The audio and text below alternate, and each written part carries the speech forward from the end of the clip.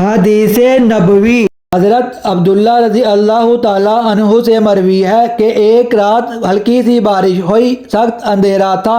ہم انتظار میں تھے کہ رسول اللہ صلی اللہ علیہ وآلہ وسلم تشریف لائے اور نماز پڑھائے۔ پھر رسول اللہ صلی اللہ علیہ وآلہ وسلم نماز کے لیے تشریف لائے اور مجھے فرمایا۔ پھر میں نے کہا میں کیا پڑھوں؟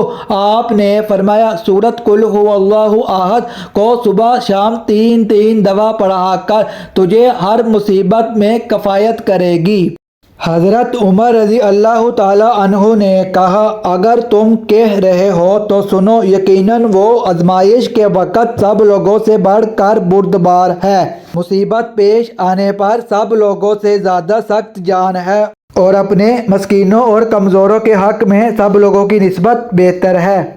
اور جب رسول اللہ صلی اللہ علیہ وآلہ وسلم پر سخت مصیبت آتی تو وہ پڑھتے حسبنا اللہ و نعم الوکیل۔ اس کا سادہ سا معنی ہے اور مختصر تھا، میرے لیے اللہ ہی کافی ہے۔